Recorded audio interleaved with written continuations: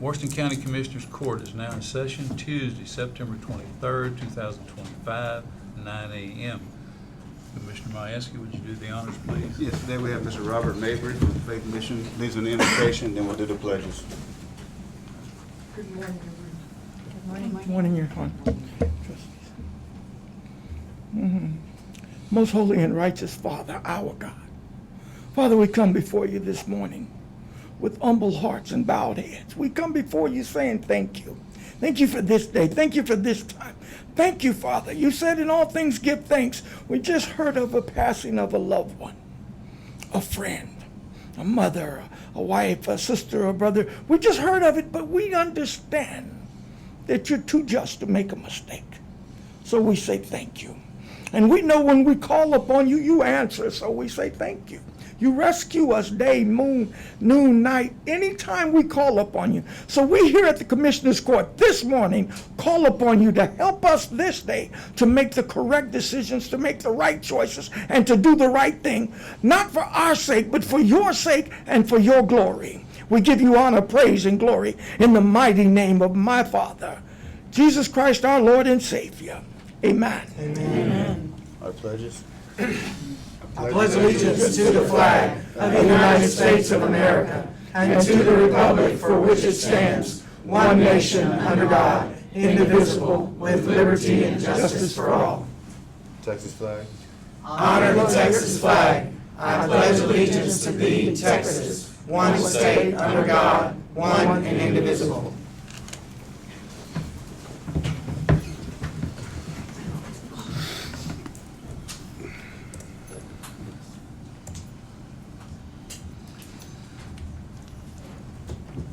Item number 3, discussion and possible action on accepting a donation from Texans United for Freedom, TUFF, to Washington County EMS.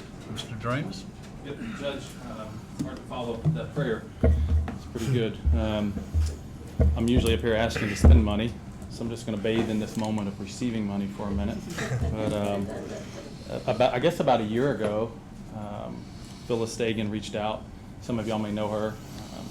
She's a Precinct 4 resident and wanted to donate some money and add us as a beneficiary to her foundation. Of course, we could put this on our quarterly report and receive it, but I wanted to spotlight the foundation. She's doing a lot of things formerly in the Montgomery County area, and she's transitioning a lot of that to the Washington County area, and I don't want to speak for her, but I would like to invite Phyllis up to just give a little short who they are and what they're doing, and then she'll present us with a check.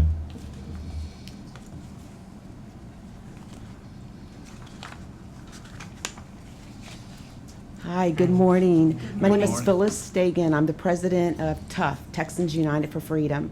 We are a grassroots organization that was established in 2015 in Montgomery County. In the last 10 years, we've given away almost $400,000 to local nonprofits. Our mission is to back our first responders and our veterans. I've lived actually out here in Washington County for 7 years, but it's taken a while to get it transitioned. And I promised my family that, this is sentimental for me, that once we could give money out here, that our first recipient was going to be Washington County EMS. They saved my husband's life a couple of years ago when he was attacked by ground hornets, and they were always there for our family. So we're very proud to be able to give $10,000 to the Washington County EMS. I'm sorry, it's sentimental. And we're very excited about working out here and giving away more money in the coming years. Thank you. Thank you. Thank you for what so you do. much. That's, we're glad that, sorry that incident happened to your husband. We're glad that our wonderful EMS was able to get there and save him. So Yes. thank you so much for your contribution and for being a Washington County person now. Awesome. Thank you. Well, and it's awesome to see that you have an organization that supports our first responders, because they are the first ones to the scene. They're running in when everyone else is running out. So I appreciate your thoughtfulness and kindness in supporting those first responders. So thank you for what you do, and we look forward to what good things you're going to do for our community here. I'm excited. Absolutely, and I believe Director Doremus kind of gave us the 411 on your organization, and so we're very excited that you're going to be relocating that organization here in Washington County, and of course, supporting Washington County. So thank you for what you do. You're welcome. Thank you. Thank you so Thank much. you. Appreciate it. You ready for a photo op? Ready. Kirk always wants this picture. Oh, I No, he love my doesn't. picture being taken. I love it being taken.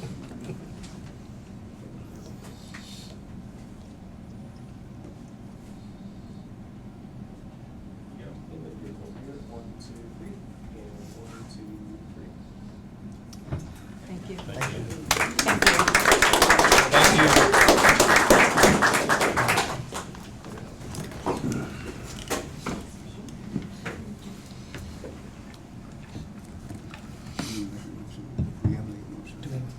Yes. I make a motion to accept the donation from the Texas United for Freedom, TUF, to Washington County EMS. Motion been made and seconded. All in favor signify by saying aye. Aye. All opposed? Motion carries. Item number 4, discussion and possible action on the approval of pending Washington County Expo rental regulations contracts. This morning, we have 2 of those. One is for a bull sale and the other is for ag irrigation seminar. I make a motion to approve the pending Washington County Expo rental regulations contracts and give the county judge the authority to sign them. Second. Motion been made and seconded. Any further discussion? All in favor signify by saying aye. Aye. All opposed? Motion carries. Item number 5, discussion and possible action on the approval of revisions to the Washington County purchasing policy. Ms. Hollis? Good morning. Good Good morning. morning. This is just sort of housekeeping. The legislature updated the threshold for bidding to from 50,000 to 100,000. So we just went through and updated those amounts throughout the policy, and then as well as increased some of the other threshold prices just to keep in consistent with that. So that's really all that changed in it. Well, I thank you for keeping abreast of what's going on in the legislature, because sometimes we write these policies and we don't realize that the statute has changed. So thank you guys for keeping up with that. And I think these changes are exactly what the true intent of the legislation. So thanks a lot. And I appreciate the breakout, the summary Yes. page that you gave us. Yeah, Really, that made it and, easy. Instead and of us having to go look This for it. doesn't happen all that often. They don't really change these that often. I'm glad you No. kept up with it and got the information to us, so thank you. And in this case, they did something good. Yeah, right. It will be very helpful to be 100,000. In this case. Yeah. Is there a motion? I make a motion to approve the revisions to the Washington County purchasing policy. I'll second that. Motion's been made and seconded. Any further discussion? All in favor signify by saying aye. Aye. All opposed? Motion carried. Thank you, Ms. Hollis. Thank you. Item number 6, discussion and possible action on the approval of emergency medical services, EMS, to utilize Cargo Home for the construction and installation of EMS Station 6 at Lake Somerville, designating Cargo Home as a sole source vendor pursuant to Section 262.024A7A Texas Local Government Code due to the unique design, construction, method, and compatibility requirements of the facility. Mr. Doremus. Yep, Judge and Commissioners, super excited to be at this point of this project. Some things have occurred with this project. You know that. The media and the public may not understand all of that. This project started back in 2020. The Corps of Engineers and us, and like all of our projects from these rural stations, have started with a partnership and a relationship somewhere, whether it was the Volunteer Fire Department, the City of Burton, the mayor in 2016 invited us in, took her office with a futon chair and made it an EMS response station. Some of it has required some pretty innovative thought process. This is not any exception to that. In 2020, we narrowed down some land that the Corps felt like they could lease to us, only to find a bald eagle nest and bald eagle on it, which is a big problem. So that pushed that project to searching for other land. Then we had this thing called COVID occur. which pushed a couple years back. So finally getting here where we are has really been kind of monumental for us. Our strategic plan has been core infrastructure since 2013. Y'all get to see that every budget. I do a quick overview of our strategic plan of where we are with that. And we decided a long time ago not to let what happened in some of the other large growing counties happen to us. I meet monthly with Montgomery County, Williamson County, and Fort Bend County, and lessons learned from what they went through, from fields turning into neighborhoods. So we decided a long time ago to get ahead of that, and to try our hardest not to use local tax dollars to build any of these rural stations. Today, we've been able to do that. We've not spent any local tax dollars on the Burton Station, Chapel Hill Station, which was an attic renovated. One's man's trash is another man's treasure, but we cleaned that out, put $40,000 into there with the Historical Society, the chamber out in there, the late Dr. Stark, Ed Smith. They did some wonderful things to make that magic happen. That followed the old Washington Fire Station. They built the station and essentially gave us a wing of that, which we put $60,000 into of donation dollars to outfit that. And then that led to the same thing in Prairie Hill. They reached out to us to do the same, built some attic space. We've been in that for over 2 years now. The Corps carved out some land for us, but it didn't work.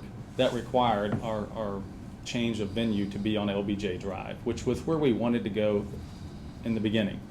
Our 911 calls in that area is right around LBJ Drive. So Yaywall Creek was a little bit of a drive. However, the marina occupies all of that.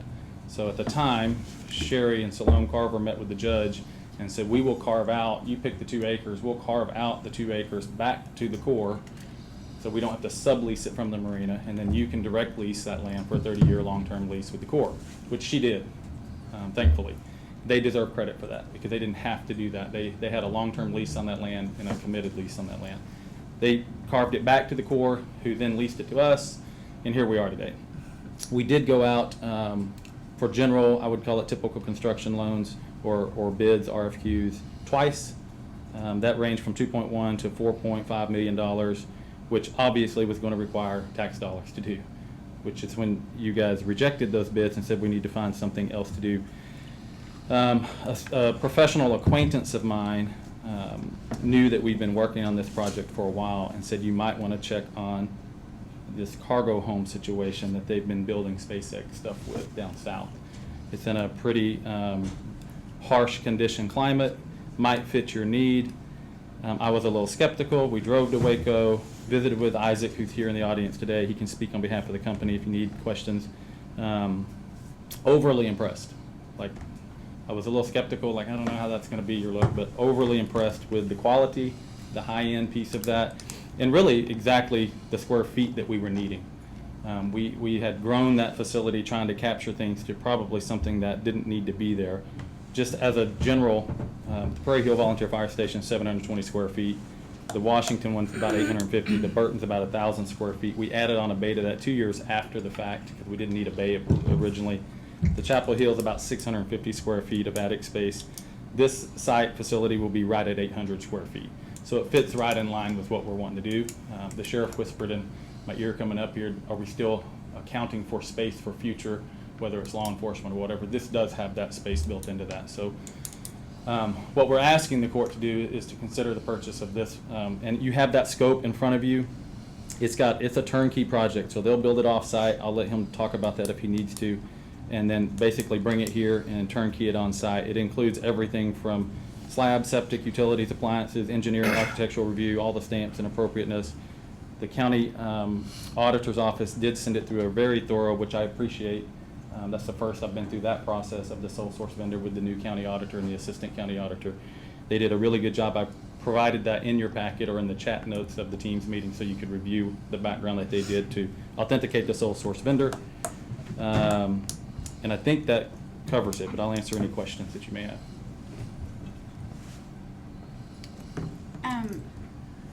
Where is the ambulance gonna go? So this will be just like we did in Burton. We'll start with the crew quarters. We didn't have an ambulance bay for 2 years there. Okay. Once it becomes a 24 staffed ambulance crew quarters, we'll build a barn and add that to it, which is what we did there. This will be a seasonal response station with a single paramedic response unit and a boat team during high seasons like Labor Day, Memorial Day, July 4th. So they will not be keeping an ambulance there 24/7. And Good question. piggyback off the sheriff, is there room here for future is. Can you scroll? fire? Not for fire space Fire? necessarily, no. We did meet with the Rocky Creek Volunteer Fire Department early on, and that was not a site that was conducive. Okay, However, you have enough property there. right. So you have a little over 2 acres. So if the Okay. court decided to partner and do something there, you could do that, for sure. Okay. There's also room for a helipad, Yes. so at Yeah. the lake that The long-term becomes- site plan remains the same. Instead of doing it all at once and costing, Sure. we're just gonna spread that Phase. out and phase that in as needed. And approximately how much time, response time, will you shorten your response time by having that facility there as opposed to the next closest, or Brenham for that matter? It's about 13. To that particular site, about 13 minutes. And that's From, very crucial. From tone out to arrival. from which station? This one's probably your fastest, Station 1, because it's a straight shot 36. The Prairie Hill's a little closer drive, but you gotta go around and it's Right. not as safe. Yeah. 13 minutes is very significant. It is, yes, sir. Very much so. And I didn't go over that, but for the general public, that is a big piece. We don't just throw a dart, right? So we heat map that, we do drive times, we do response times, and we say, where does that station best need to be fit? And each of those are in the high impact, high volume areas to really cause the biggest damage on our response times in a positive way. Also want to point out that the marina there, the people you mentioned earlier, furnished a boat slip They did. during Yeah. any time. Which ties into your question of where would that be? Yeah. Originally, that's going to be kept in a boat slip on site, so there's no trailering.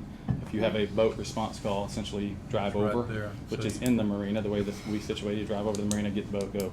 Personnel So is really there on short. site, and you have the boat in the water ready to go. Right. And that is very crucial Memorial Day weekend, for instance. Absolutely. 4th of July, whenever. Yep. Okay. I've gone and looked at all of this stuff online, but I've also gone to Waco, and I met Mr. Isaac over there, and looked at these projects that he's doing, and I will tell you that I was impressed with how well they make them Fabricated. appear, and the appearance, everything seems very well built. And if you'd have any questions of him, I would ask them, because he's been drilled with several questions from me. But so he's I'm probably surprised he showed up. he's probably prepared.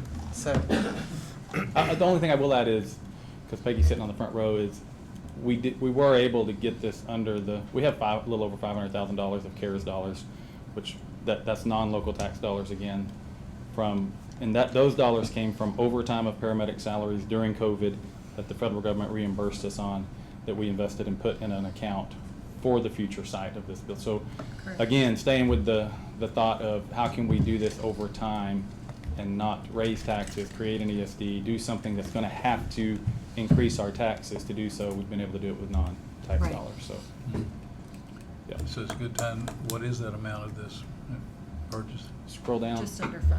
Yeah, it's 490. $496,706. There you go. 496,706. Whenever we And receive this that. is all gonna be paid for with that CARES money? Correct. Correct. Correct. And this thing is fabricated on a structural steel skid, correct? Yes, the container itself is the structure, and then we'll put in the concrete foundation, which will be engineered to fit the container perfectly, so we'll just bring it in simply. And our next lowest bid when we did conventional? 2.1. 2.1 million. Did that include that, the barn or wherever you're gonna? This keep it? price? No, the 2 point. Yes, sir. It did. It did. So what was the price on that for future? Do you remember how it broke out? They never really provided a breakdown of that. Just the overall? Yep. Which we did request, but we never really got an itemized breakdown of that. Correct. Cost per square feet was significantly more, though. If you just did the square feet, it was significant. I don't want to misquote it, but I can provide it for you. I will say one other thing. I think what also impressed me is Mr. Isaac is doing this stuff for Mr. Musk, Elon Musk, and building those things for him. It's just amazing what's being done for mobilizing something for this country. It's just phenomenal. And I appreciated his ability to tell me exactly what he could without going into it. I think going too far into that is problematic for him, but it's very interesting what's being done with these cargo containers. Well, and again, Director Doremus, I want to commend you for always seeking something that's outside of the box. Sure. You know, for the benefit of the community, and I think, you know, everyone really needs to let that soak in. You know, we're able to do this without tax dollars. This was a very intentional, careful, well thought process, and now here we are. We're going to be able to execute on that strategic plan, Right. so that we can provide more coverage in that area that currently, I wish we had a heat map to Yeah. show everybody, but. Yeah, 13 years of staying focused on the strategic plan has really paid off. I'm Absolutely. super happy to be where we are, to be done with that part. Because oftentimes it's hard for the public to get, and they're like, why are we building another station? And it does. You know, for us, it's infrastructure, fleet, and then personnel. Not that one of them is more important, but the big expense is getting facilities to manage the future of our response. Fleet, we take a huge step this year in our budget year to get on top of where fleet needs to be. And then that way, when it grows, I mean, our volume's doubled since 2006 to now. We had a little under 5,000 calls for service in 2006 when I became the director, and now we have a little over 10,000. So without the strategic thought, we would be wondering how we're going to manage that, and why do we have 25-minute response times, and the community's frustrated with that. So I commend you for staying focused and listening to the broken record on repeat every year during budget of let's stay focused on this. So I thank you for that. Well, and I think the biggest part of what this is patient focused. Absolutely. Every single one of these stations is patient focused. The EMS is being trying to reduce call times so that we don't have the situations that we do in other communities where, Sure. look, we're a rural area. Getting there is always a problem. It takes time. And sometimes the sickest of the sick don't have that opportunity. Yep. And- You know, we don't always have the opportunity to look at it, but Phyllis's situation, since she shared that, longer response time, if we didn't have the Burton station, Mhm. we've seen what that can cause Yeah. recently. Yes. So, yeah. This is a culmination of roughly a 5-year quest. Yes, sir. Yes, sir. Took longer than any other, yes, sir. Well, it's been a trip, and It has. Court's all been on it together with you, and all the people at the marina, they've been with us every Yep. step of the way, Huge. questioning, when are you ever gonna build it? Yes. When are you gonna get it done? Yep. But, very well thought out plan, and, patience to get it done. Sure. The good news is, I think now, I don't want to put him on the spot, but from typical construction versus building off-site, we'll cut it about 50%. So So it what should is move the lead faster. time? The lead time, so if we execute this, when could we receive delivery? So, construction time takes from, our shortest time would be 2 months, but this is gonna be a little longer than that, so I told them about 100 days on Okay. construction, and then we're gonna take probably 30 days or less for assembly. This, okay. Keep in mind, he gets the green light with your vote, however, that plan has to go to the Corps. So the feds have to bless that, Okay. and he'll I get the gotcha. plans to us, I'll get it to them, then he gets the green light to really do it. So there could be some time there that the feds are reviewing the plans to get back to us. So it's possible we could be out there before Memorial Day weekend. Was my question. I have high hopes for that, yes. Yeah, But I've okay. blown that timeline time and That's time kind again. of what I was, so. that's exactly what I was Yeah. gonna ask. Yep, it's a possibility. Okay.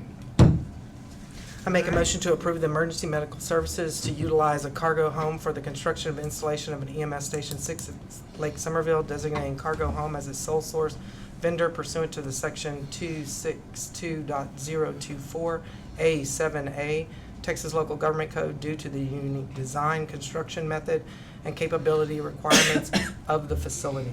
I'll second. Motion been made and seconded. Any further discussion? All in favor signify by saying aye. Aye. All opposed? Motion carries. Thank you. Thank you, Mr. Thank you. Dramus. Item number 7, discussion and possible action upon approval of 2026 sheriff's and constables' fees for Washington County, Texas. Morning, Judge, Commissioners. Morning. So, as you know, every year we have to get these approved and move on from that. We haven't changed them in quite a while. And after doing a survey of surrounding counties, the only thing that we see that needs to go up is the writs. Surrounding counties are anywhere from 200 to 250, and we propose going to 225, as well as the hourly from $30 per hour per officer after the first hour, up to $50. What And was the that's- price before On which on the one? Ritz? Ritz, 185. 185. 185. Going up $40. And the hourly, It was 30, and we're proposing to go to 50. okay. All right. I'll make a motion to approve the 2026 sheriff and constable's fees for Washington County, Texas. Second. Motion been made and seconded. Any further discussion? All in favor signify by saying aye. Aye. All opposed? Thank you, Mr. Keeger. Thank you. Thank you. Motion carries. Thank you, sir. All right. Item number 8, presentation and progress update on the Expo Master Plan by Plan North. Morning, Ms. Burke. Good morning. Good morning. Morning. We are so excited to bring you all this update today. We've worked on this for a very long time with a lot of people in this county, so we're excited to be here. First thing I want to say is this is a progress update. It's not a final presentation. So we're going to be talking about all of the land surrounding the expo. We're going to group it into some different areas and kind of go through it in that order. I really, if this doesn't break protocol, I'd really like if y'all have questions while I'm talking, just jump right in because it might, impact someone else's understanding of it throughout the presentation. So if there's a question, I'd really love you just to break right in. Interrupt. Yes, sir. That would be good today. We're Yeah. taught not to do that. Well, if that's Some of us not were. okay. Some of us didn't Some take. of us can't help it. Well, yeah, this is comprehensive. We're not going to know all the answers to any questions today. This is an update. So there's not any action requested today. This is just an update, but it's a comprehensive update. There's a lot going on. So first and foremost, I just want to bring up the fact that we did base this entire study on the market study that you guys did in 2024. So it was completed last year. It basically outlined opportunities for growth and kind of probabilities for growth for various events surrounding the Washington County Expo.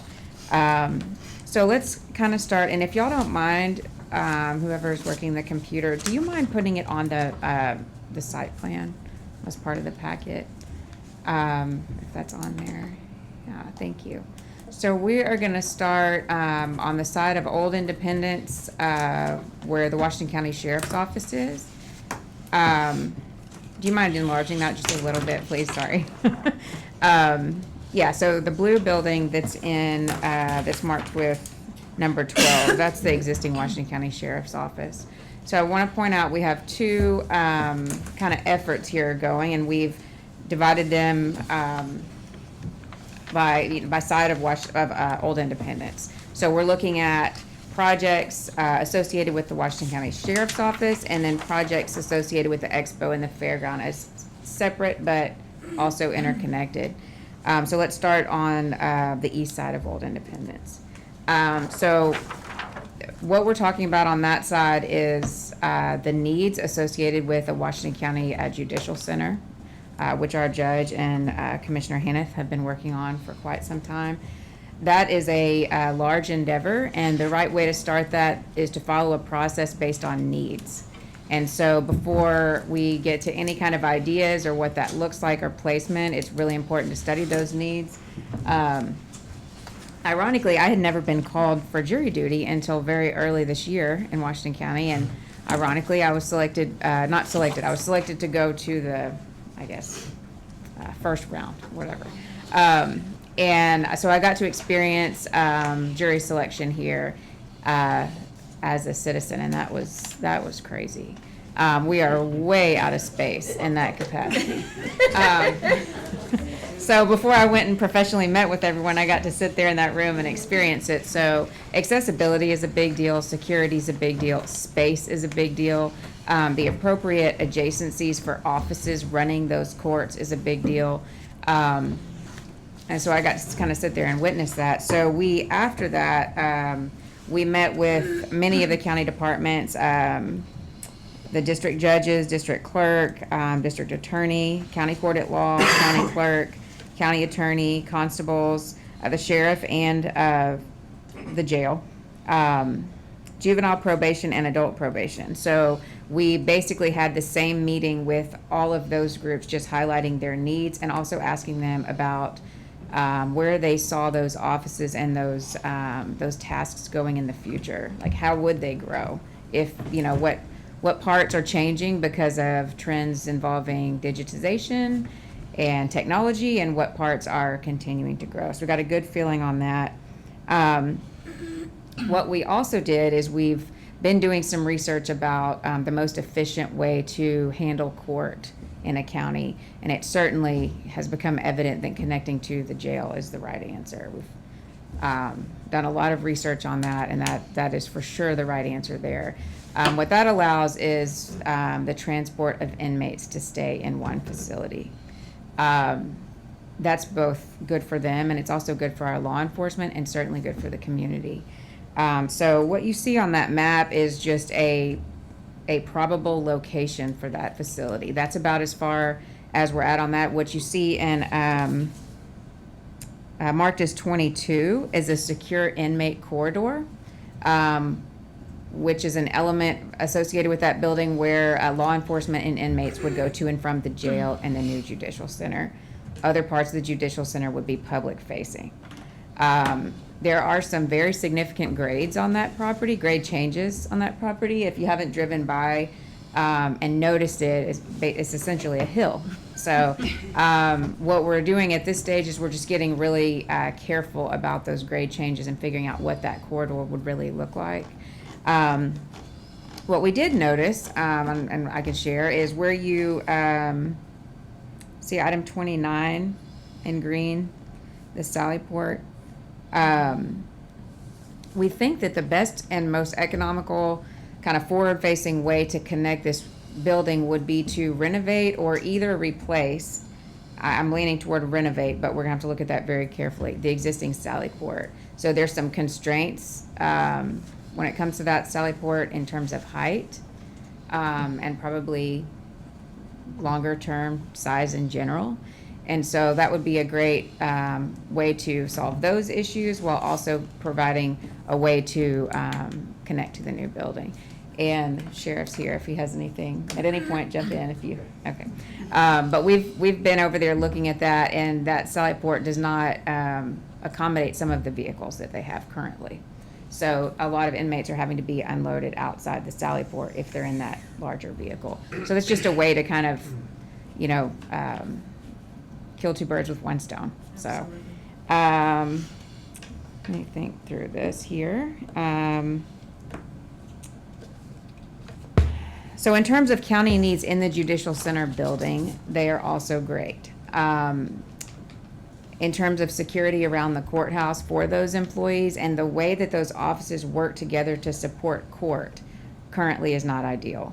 Everybody in the county knows that. So that's not new information. So what our next step on this endeavor would be is to go back to those groups that we met with and show them area plans of a layout. So essentially a little floor plan of their area, for lack of a better description, and just say, does this work? Do you think this meets your current and future needs?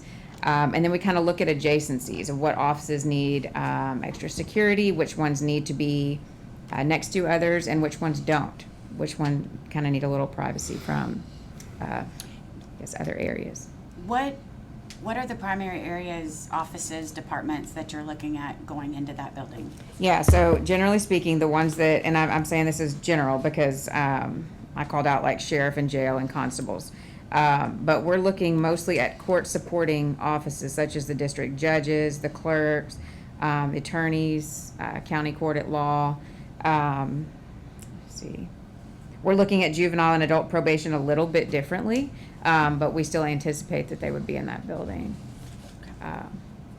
And then we're also at the same time looking at, okay, what would the courthouse then be used for? Because we have other departments that have needs, and so we're gonna be looking at the courthouse to say, how do we use, how can we reasonably use this structure downtown? So. Thank you. Does anybody else have any questions about the need study or kind of placement? I don't. Okay. So our next steps on this is to present the conceptual areas to the county departments and get their feedback. One of the things we've recommended is to get with a court planning consultant. This is a big project, and there are firms that study, basically they study dockets, and they can project how much the court system will grow in a county and how many and how big the courtrooms themselves should be. I think that's really important because there's two ways to, influence the cost of a building. One is the cost per square foot, and the other is the number of square feet. So in that respect, getting that square footage number totally correct on the big rooms is very important. If you are in an office space and you decide, well, I'll just put an extra office or an extra storage closet, maybe that's not such a big deal. But when we're talking about courtrooms and those are big areas, I think it's really important to look at that docket and get those numbers right. So we'll be visiting with those folks and bringing y'all some more information on that. I'd also like to probably start some soil testing on that site, and that'll be Gessner Engineering as part of our team on soil testing. So we'll be looking at next steps. When you see this plan next, you'll be looking at parking, security fencing, access roads.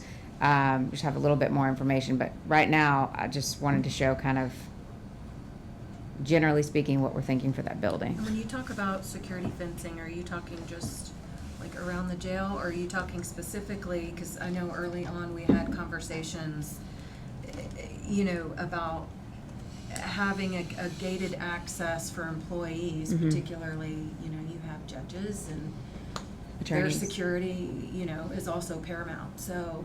Totally agree with that. I see this as at a minimum, kind of 3 rings of security. And remember, we're going to have different access points. They're not Right. determined right now. The first ring would be for the public. The second would be for county employees that are probably related to court and law enforcement. And then that next ring would be something we would work really, carefully with the sheriff and jail on in terms of inmates and law enforcement who are monitoring that situation. So, yes. Yeah, we're gonna be looking at those security, I see them as rings, basically, access points. One of the other things I would love to do in this is really get a little bit more clarity on, I know we're doing a project at the jail that's progressing along. I'd kind of like to look at, since we are master planning, how the jail would grow if it did, so that we can work that in, just as a placeholder for later in the future. I would agree with that. I mean, we already know based on, our ADP has come down. At one point it was significantly high, but we are gonna continue to grow, and I think we're already kind of, what would you say, Sheriff, from a capacity standpoint? Yeah, from a capacity standpoint, Yeah. a wing, an additional wing onto the jail, particularly one that is better suited for our inmates that come in with mental health issues, to better provide services for them, is what I would like to see. Right, because there is, something, it's not just about the number of beds, it has to do with the categorization of the offense and who can go where. I just wanted to throw that in. And that's something we have not had that conversation at all, but I think it's important as a placeholder on a It's master very plan important. to talk through that. As a from a master planning perspective, I think, I would be in support of us evaluating that. Yeah, and I think I've had a discussion with Mr. Ballard about fencing, and I do think that I think that since we're planning now, we can look at that and see, is there something we can do in the short term or the immediate term to help the sheriff's office with fencing. That would accommodate future needs on, like you said, 3 rings. I think those discussions need to happen, and you can get with the sheriff and Mr. Ballard to Okay. discuss those We'll do things. that. All right. Okay, so if there's no more questions on that side of the road, we'll kind of move over to what most of the community knows as the fairgrounds, the Washington County Expo. I want to point out before we go over there, well, I'll save that. These sides have one thing in common that we need to kind of be aware of, but I'll get into that in a second. So kind of same deal on this side of the project. We've been working on it a little bit longer, but we still recommend a needs-based process. So we met with a large number of community groups to hear a wide range of concerns, ideas, challenges. This site has a lot of history. So those groups include the Washington County Fair Association, Washington County Chamber of Commerce Board of Directors, our Homeland Security group, representatives from the EDF, that's our Economic Development Foundation. We met with various 4-H groups. We met with some individuals who routinely host events at the Expo for Cattle and Pigs. We met with the Tourism Advisory Board. We representatives from Showworks and others. So we had a lot of meetings on that side of the road. Dean Fox and Harrison Williams were both very involved in this process. If you guys want to jump in at any point or have something to add, please feel free. So what we did on this side of the road is we basically categorized the needs into immediate needs, current opportunities, and then future planning. I want to point out that if you see something in green, it says it at the bottom, but if you see something in green, that's a space we're still studying in a pretty serious way. So what that can mean is, at a minimum, we know that it may be an opportunity for something better. It may need renovations. We might be repurposing it, but it's still kind of in conversations. Those that are shown in blue, generally speaking, we think those are structures that would stay. That does not indicate we're going to demo everything in green. I just want to be totally clear about that. Okay, it just means it's studying. Sorry. Yeah. So I want to talk about immediate needs. These are basically items which need to be grouped into projects which address the following. So security. That was a really big topic with all the groups. All the groups said something about security, safety, efficient traffic flow, parking, pedestrian, accessibility within the fairgrounds or the expo. In particular, our law enforcement mentioned clear access to an emergency. So that became a very important topic. On that note, kind of the thing that I think almost everyone involved agreed upon was that the pedestrian entry to the fairgrounds really needs to be moved to Old Independence Road. So a second ago I mentioned there's something in common with the other side of the road. What we're anticipating is getting that entry into a place where it can share, it can be across from the entry to the Judicial Center, so that during large events, that public section of the parking can also serve the other side of the road. Now that has not been, we haven't gotten that exact location nailed down yet, but you can see item number 21, that's kind of the general area that we're thinking. You also see like item 20, 22, that secure inmate passageway, that is likely to shrink. And so when that becomes shorter, the entrance can kind of slide down. So those are the kind of things that we're still working on. We're thinking about an entrance on Old Independence Road to the expo. That's the main point there. So with that being said, we would also be looking at other important things that we think are immediate needs, like drainage, traffic flow. On that note, you can see at the top of the plan, there's a new roadway or drive, I guess, being proposed. It runs just in front of the Mayfest barn, and then it lets out north of the horse barn on Old Independence. So I think you can see that on the map.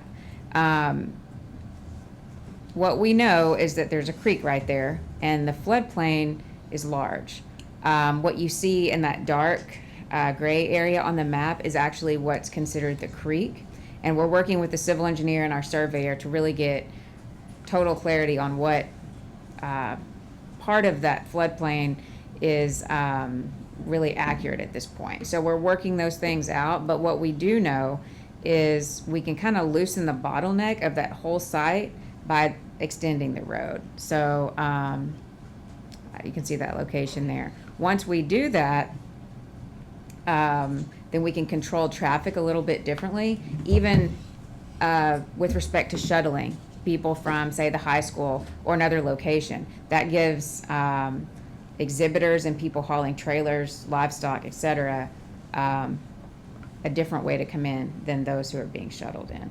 We think that will also relate to the Judicial Center, because we think long-term there could be a place to drop off in that large parking lot across the road. So there's a lot of moving parts here.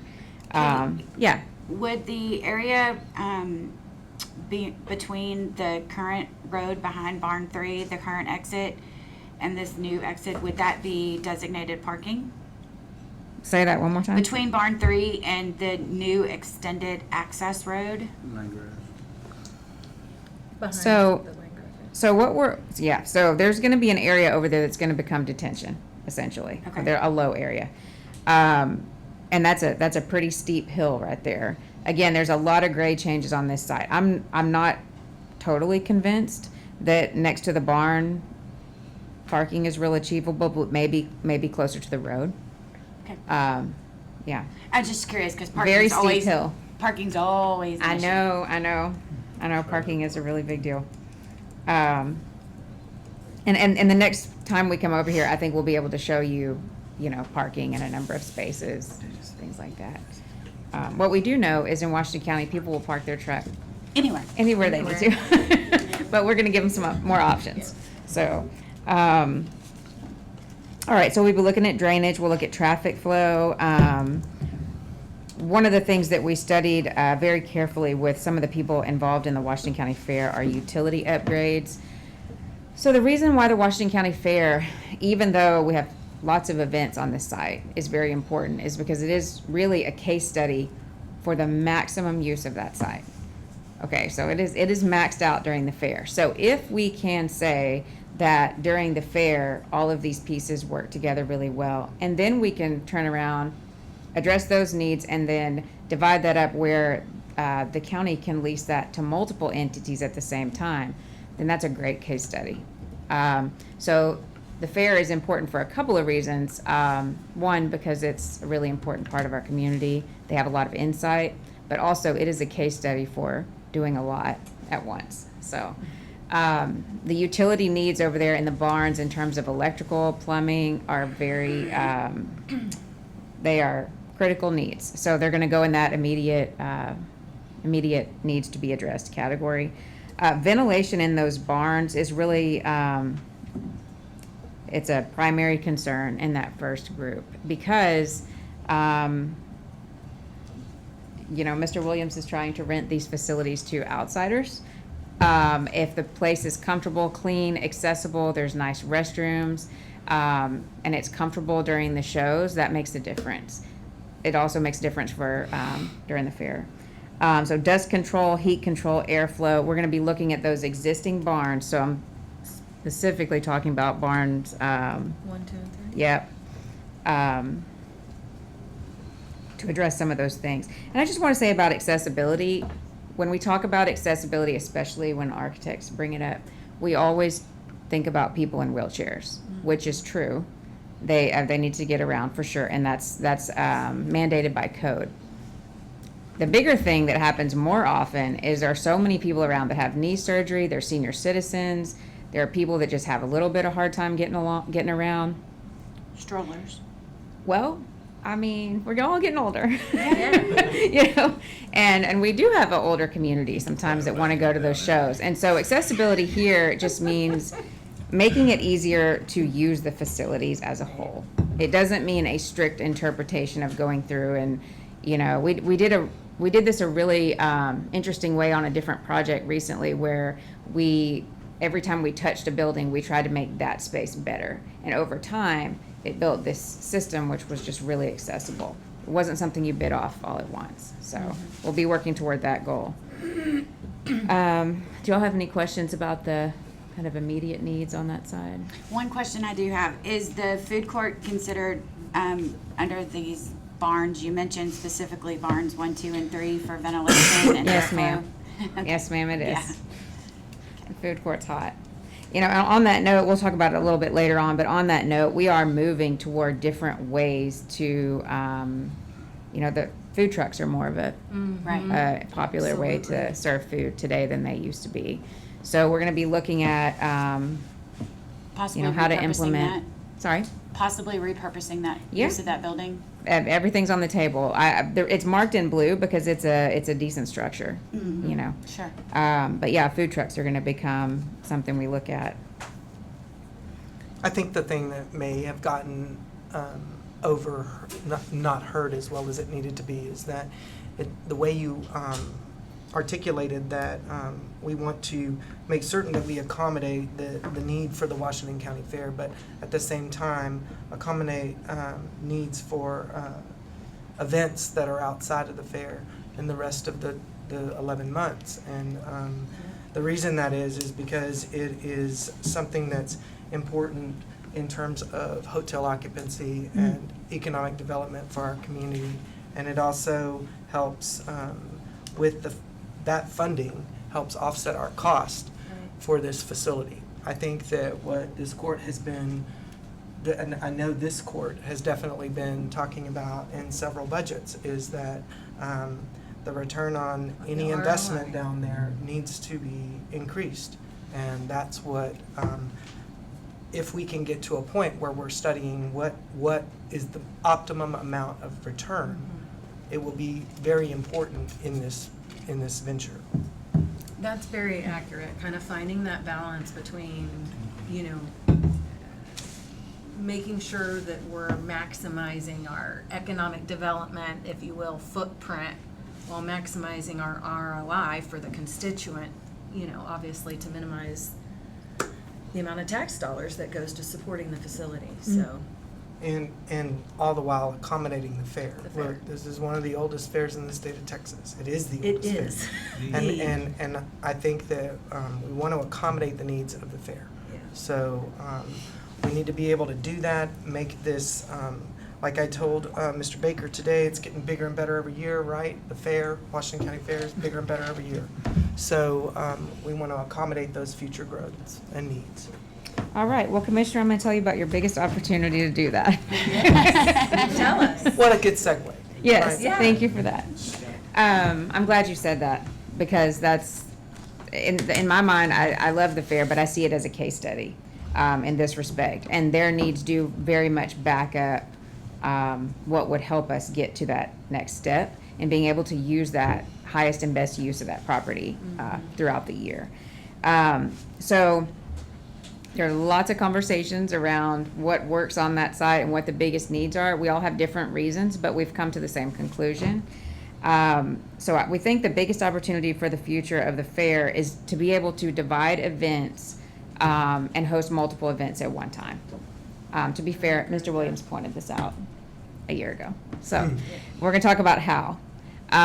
So probably the best way, I'm going to say definitely the best way to do that is to be able to separate cattle events from equestrian events, to give them their own space, which, you know, works for everybody, and then also to be able to use those same facilities for many other uses. But those are the two big categories that come onto this side. So let me get caught up here in my notes. Right, so, okay, so each one of those events would need capability for ticketing, parking, security, traffic flow, et cetera, and their own kind of ways to host independent events and kind of feel like it's you know, not encumbered by something else going on. I will say, I recently was part of an event at the sale facility about a month ago where there were multiple other events going on, and they did a great job with what they have, but those were very small events. So I don't think there's really an ROI, to speak to Commissioner Bullock's comment on those smaller events. So what we're gonna be talking about is a location for a covered rodeo arena. That's item number 15 on the map. What that facility would do would allow you to move most equestrian events down to that space, or cattle events, but let's just say there's a cattle event up in the current barns. You would be able to host those equestrian events at the new covered rodeo arena. There's some auxiliary buildings that would help support that. That's what you see is item number 17, which that would be stalling area. And then 16 is a warm-up facility. So we think that this facility could be used for a myriad of other events. But the sizing is definitely such that it would accommodate a rodeo, a horse show, some of those bigger shows. Maybe a concert, Judge, yes. So we talked a lot about making that multi-purpose. One of the points that was made by our consultant, Populous, who we have on this team, is that the more generic a facility is, the more it costs to take down and set up. So his advice was to get to 3 or 4 good uses instead of, trying to be this thing that could serve any use. Get to 3 or 4 typical uses so that cost of operational setup and takedown does not become too cumbersome. So we're focused on those events that we just talked about. That being said, I was sent a link to where they were holding football practice in a covered arena before the playoffs, where they could not find anywhere. So people have been giving all kinds of suggestions. In addition, do y'all have any questions about the location of that rodeo arena? My only concern working through this was, could we separate the events Mhm. properly, and would it work for the fair? And I think, Mr. Fox, we agreed that was a good spot for y'all. Would you So be to able get- to, yeah. would you be able to fence that separately so that, Yes, sir. Yes. okay, the rodeo arena or covered arena would be fenced so you could have another paying event, whatever you want to call them over here, and that would be a separate, so they couldn't have access to the entire grounds, correct? Yes, sir. I think that's critical. Okay. And Make sure. And there's gonna be restrooms. 100%, there's going to be restrooms. Yes, yes. So we will come back and show you kind of what a floor plan for that could look like, what some elevations could look like. But we know for sure that it must be able to be separated off, as the judge just mentioned. Whether the fair in Washington County is going to use it that way, it's been indicated that probably not, right? Certainly not at this time. But we have to have that capability. So it would be fencing that could be opened or shut, depending on what the need presents. Did we answer your question, or did that go to another conversation? Okay. That's great. So where in the priority list, or have y'all done that, is the bathrooms? So the restrooms are in 2 groups. Okay. Okay, so my thought is there needs to be reasonably accessible restrooms Go to the bathroom here. that relate to those main barns, that relate to the covered arena, right? So within the roof, within the covered area of that arena, there would be public restrooms. We're also looking at restrooms that serve sort of that inner area where you see the green buildings. Most of those are associated with either people going to a concert or eating, some of those smaller buildings that they lease out for just smaller events. So the restrooms are both in the rodeo category and also in immediate needs. We all need new restrooms, so. But we're looking at a couple different ways. Question about the corner up here where the ball fields used to be. Is that gonna be dedicated like parking for the covered arena, or what do you intend to do with that corner? So the exact location of that arena and the associated warm-up pins and stalls could shift a little bit. I think I mentioned a second ago, we're looking at the floodplain and working some things out on that. And so that could shift down just a little bit. And at that point, we definitely see using that in some capacity. But how much and in what shape, we're gonna have to work on it, but for sure, parking, yes. Okay. Yeah, so one of the things that is very important here is the conversation we had last week about a CMAR coming on board. One of the questions we have here is how to phase and sequence items 15, 16, and 17. So again, that's the covered arena, the warm-up pins, and the stalls for the animals associated with those events. So there's gonna be a couple strategies here. One, the covered arena in 15 could become larger and have the warm-up pins under that same roof. That could be one strategy. Another strategy could be just to do it exactly how we have it here, where it's kind of a lean-to on the other end of the building. So what we need is someone to come on board very early and start giving us options and pricing so that we can design this exactly, you know, within an appropriate budget for the county. One of our next steps, I'm going to go through next steps at the end. One of the next steps that we think is really important is our ability to now collaborate with the county on translating that market study into a revenue analysis. So once Mr. Williams sees, okay, these are the types of facilities we're proposing, this is the number of people that can go to those facilities, the number of seats, then he can then back that into that market study and say, okay, this is the kind of ROI you can expect. And so that we're going to start collaborating on those types of efforts here pretty quickly. I do want to say, and I know this is a long presentation, it's just very exciting. When we met with the community groups, one of the biggest things that was pointed out, aside from the rodeo arena, was just the ability to have a place to do breakout sessions, conferences, nicer meetings. It was also brought up the ability to do ag education, where you might have a child out in the ring, but then also come into an inside class and do some educational work there. So what you see is, what you see on the map for item number 18 is a future location of that type of event center. Okay, so that's, I don't want to call it a conference center because that would be an overstatement. That's, it's an event center. It's a larger event center. We think that facility is pretty far down the road. Okay, in terms of our actual needs, we have firemen's, we have other places in town we can host large events. But in terms of ag-related events, I think we have an opportunity at the current sale facility, which is marked as number 4. It's the only one on there that's both red and blue. So that's our current sales facility. So if you go to like the commercial heifer sale, that's where they hold that event.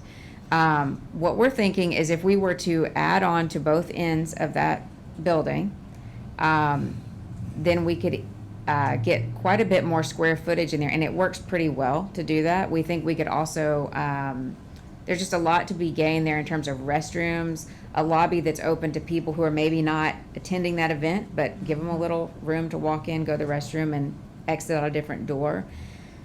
When you look at the cost of a new event center, such as what's marked at 18, versus the cost of additions and renovations to that facility, there's a lot to be gained there. So we just want to really keep looking at that possibility. Commissioner Hannah, do you have a question? No. Okay. I think it'll be less money. It will be a lot less money. I That's think what the I like. case could be made to putting quite a bit of energy and resources into that building and still doing so much better than biting off something bigger at this time. That would also give you some time down the road to kind of see, okay, how is these other facilities working and what really should that building be? You know, maybe it should be a conference center on a different site. We don't know that. Give us some time. Well, even, not even just the fair, like you said, the heifer sale and so forth, but I just, downstate we're having a bull sale there. You're probably familiar with that one.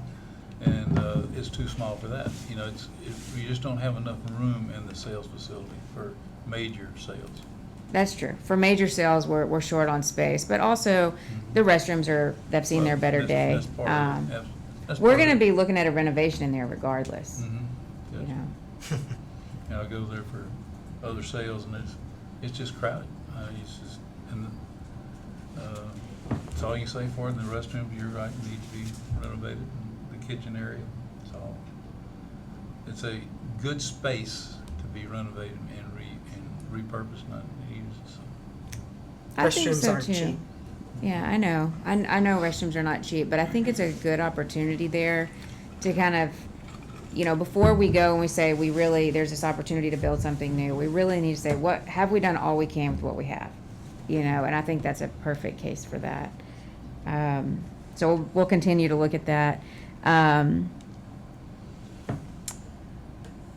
Yeah. So in terms of future planning, we are going to continue to look at the drainage and the floodplain studies. Garza EMC, which many of you guys know is led by Darren Huckert here locally, is one of our partners on this project. We are going to continue studying these buildings shown in green for best and highest use for the facility. And then we're going to continue to look at activation opportunities for food trucks, local vendors, those types of things. See if there's anything I haven't. So next week, we will have in your packet the CMAR document for a full review. And then we'll move forward and start the architectural engineering on item 15, the covered arena. And we'll continue to look at item number 4, the sales facility.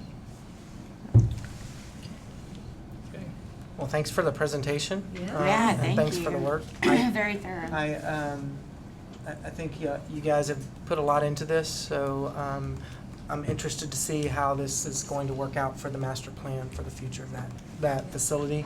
And I owe Mr. Bossy an apology. I think I called you Baker, did I? Did I call you Baker? Okay, good. I got my B's crossed, okay? Me too, brother, me too. But so thanks a lot for all the work. Yeah, thank you all. Absolutely. Yeah. Thank you for the Yes, presentation. Katie, we're glad to have you on this. So. Oh, thank you. We're And happy to I be just here. want to say, the relationship through this process between the county, Plan North, the Fair Association, Mr. Williams with the Expo, has been incredible. And I think the list covers pretty much everything that we all know is a problem. And that's because you did a thorough job of bringing the right folks together. So thank you for that. Well, they are not unwilling to tell me what's going on at the fair. Oh, no. I appreciate their help. We got some really good tours during the fair event. Yeah. I walked around one night at the fair and I kind of thought, okay, I'm gonna walk around and think about what would this look like if all this was done. The thing I like about this is that the important parts of the fair that we all know and love, that we have familiarity with, they get to stay. So we're kind of respecting what that heritage is and kind of moving into the future. There's going to be some buildings change, but I think we keep the essence of what's important. And the Fair Association helped us get there to understand, why and how those buildings came about. So thank you for that. And the community involvement that you reached out to has been very helpful as well, hasn't it? Yes, sir, it has. Thank y'all. Thank you. Thanks, Katie.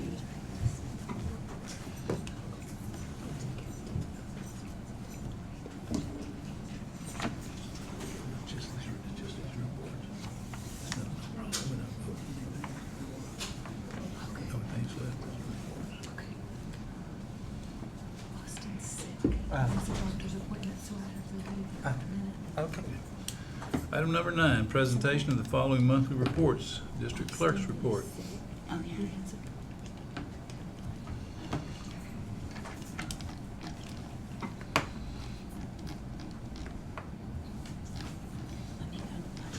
Anybody have any questions or comment about District Clerk's report? God bless you. Okay, Auditor's report. Good morning. Good morning. So for the month of August, we should be at about 33% left remaining to collect or expend. Revenue for the general fund is 42% remaining. EDS 60%. The number's high because of the CDBG grant. Right. We only get that as a reimbursement, so Right. it looks like the expected revenue is not met yet. Expenses for general fund 30% remaining, and EDS 37%, again because of that grant. Sales tax is actually going up again. It's trending that way. August was $400,631, and that's a 6% increase from August of last year. We've got the budget filed. That's good riddance on that. The other thing that's going on is the outside auditors have been there. They've been here 2 weeks, and like last year, everything was done over the phone. So they have been a breath of fresh air.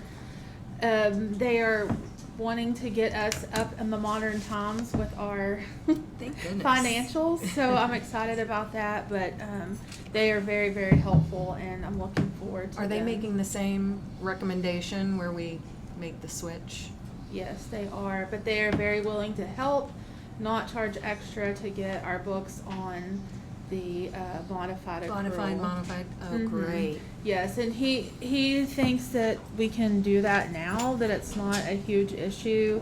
They will give me the starting numbers for 2025, and I can put those in, do the audit adjustments, and go from there. Because as y'all know, in the past, they've never put any of our stuff on. It's always on the books, not in the computer, and so. Right, and for the media's sake, you know, our previous auditor, not our outside auditor. Yes, yes. Was making that transition from the cash basis to the Yes, we adjusted paid accru- extra to have that accrual. done because there's only a handful of counties that still do cash basis Cash and not basis. modified accrual, so. Yeah. um, Yeah, it's gonna simplify a lot. It will, yes, and more accurate timing. Absolutely. The timing will be more. Which is the Timing. most Yes. critical thing, I think. Yes, So. yes. Okay. Well, I think we'd all agree that this court puts you through the ringer through budget. We ask you for several things, but I want to tell you that I appreciate the fact that you never complained about it, you did it. Thank So you. thank you for the work that you've done. Yes. Yes. Oh, an update on ClearGov. Oh, Yes, so we're looking at December for the first part of December, maybe a little sooner, to do presentation in court or workshop, however y'all see that going. for the To book. present the book and the transparency piece. Awesome. So the That- transparency piece is the piece where you type in your taxes, and it shows you And- exactly where your piece of the pie goes, and so that's. That's And that so is so exciting. important that we Yeah. get that out to the public. Workshop. Yeah, a workshop would be great for that. Absolutely. Yeah, it'd be really good. Good time. Get it. Yeah. Yay. Thank you for that. Yeah, absolutely. That's all I have to. Okay, well, thank you for your report. Yes, sir. I'm gonna have to leave. Go ahead. Okay, next, Justice of the Peace report.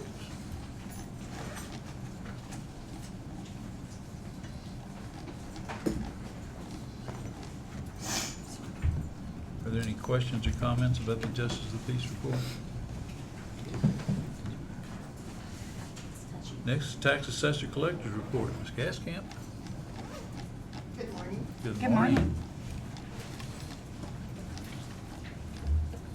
Try and get there for you. Our office made, right at 49,000 for the county this month. We did 784 title transfers for August. We did 3,842 registrations for August. And we gave out 107 permanent handicap placards. Good.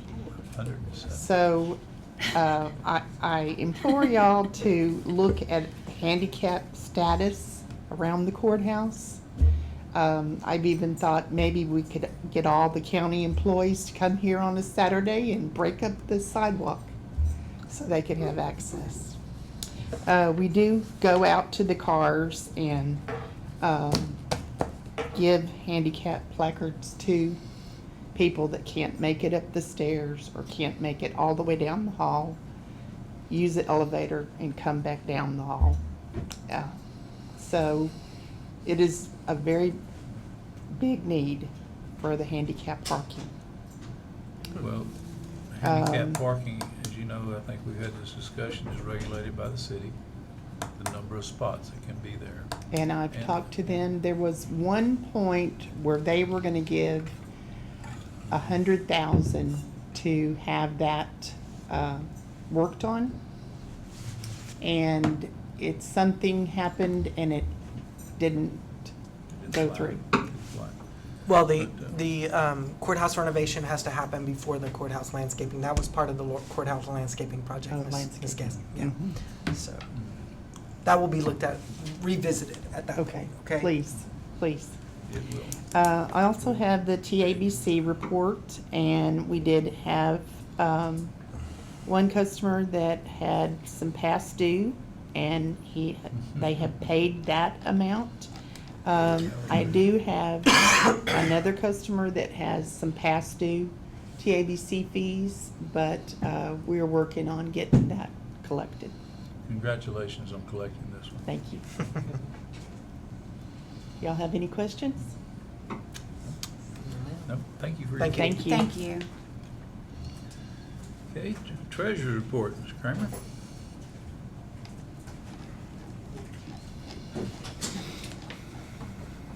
Real short, real sweet.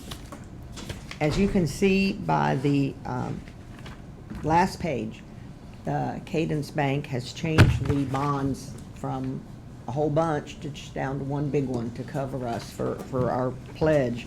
And it is quite a bit more than we need, so I'm very happy about that. The investments and stuff are paying off. We're doing quite well with all of that. And as I love to say, everything balances. Okay, short and sweet, but a good report, thank you. Okay, constable's report.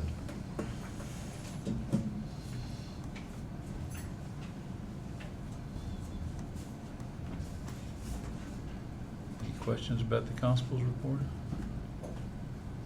There are only two of them.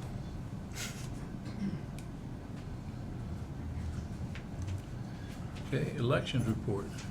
Ms. Jackson here today? No. I don't see.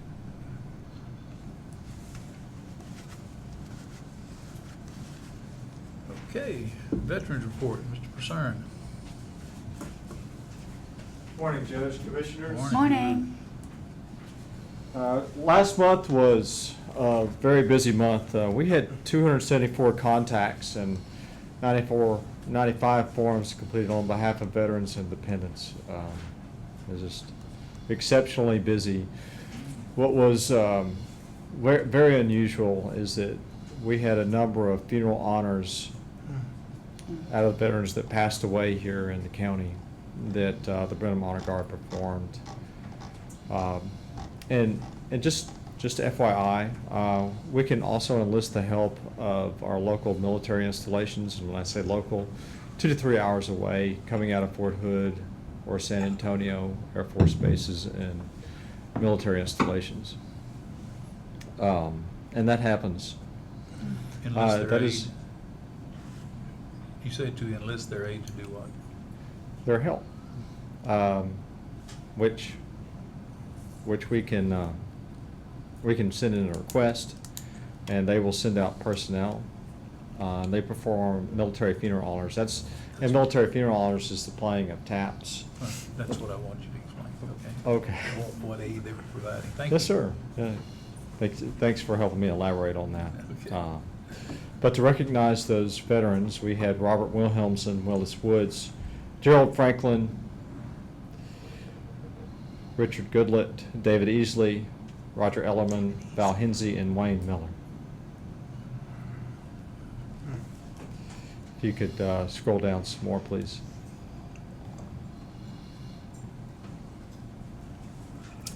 So on the year, as we compare ourselves with the previous years, we're at 72 forms completed on average per month, and 257 contacts per month.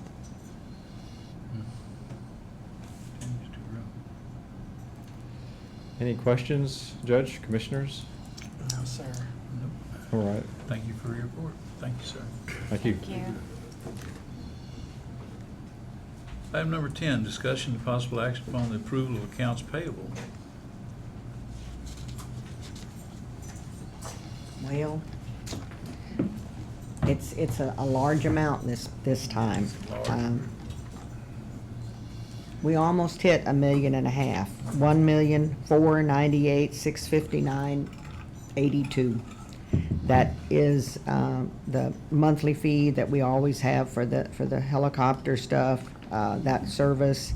There were some servers that we were getting, that's $528,000. And then, of course, the unit, for the new unit for the EMS ambulance was $288,000. Take all that out, and the rest of it is just regular bills. Those are all things we discussed in budget. Yes, Right. yes, and were approved. They just happened to all come in one week. All did at one time, yeah. I make a motion to approve accounts payable. Second. Motion been made, seconded. All in favor, signify by saying aye. Aye. All opposed? Motion carries. Item number 11. Motion to adjourn. Second. Motion- All in favor, signify by saying aye. Aye. We are adjourned.